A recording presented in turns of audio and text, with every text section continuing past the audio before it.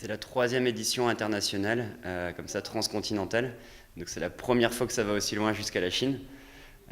C'était 13 000 km, 12 000 km estimés, mais 13 000 km finalement au total. Et donc fait en 70 jours pour nous. On était 41 inscrits. Finalement, là, je pense qu'à l'arrivée, on aura moins de la moitié des partants sur la ligne d'arrivée et sur le challenge solaire, puisque certains ont pu continuer l'aventure, mais malheureusement pas pu faire uniquement avec les chargements de panneaux solaires et ont dû continuer l'aventure hors classement. J'ai commencé après Lyon-Chamonix par un petit bout de Suisse, col du Grand Saint-Bernard pour rejoindre l'Italie. L'Italie du Nord pour aller en Slovénie, Slovénie ensuite Hongrie, traversée de la Hongrie puis de l'Ukraine.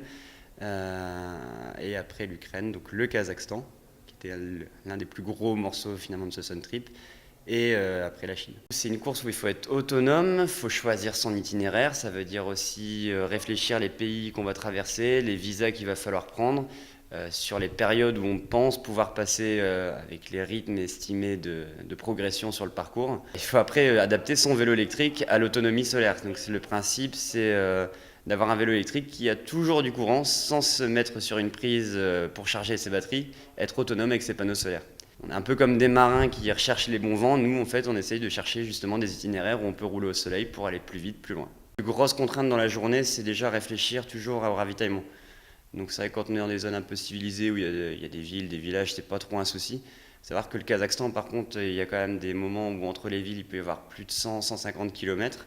Si la météo en plus aide pas, ça veut dire qu'on ne va pas forcément sur une journée atteindre la prochaine ville. Il faut quand même toujours avoir un peu de vivre avec soi.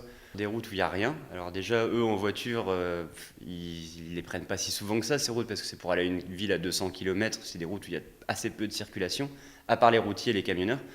Et donc eux, déjà, ils voient un vélo là, en plus un blanc, avec un vélo bizarre avec des panneaux solaires. Et ouais, de toute façon, ils comprennent très bien, on a les maillots officiels, donc ils comprennent que c'est une course, qu'il y a quelque chose qui va au-delà du voyage. Donc on leur explique, hein, c'est pas très compliqué, avec des gestes. Il y a le panneau, il suffit de le montrer, avec le soleil, puis on monte le moteur, et puis. Et genre. Et voilà, pas besoin de mots.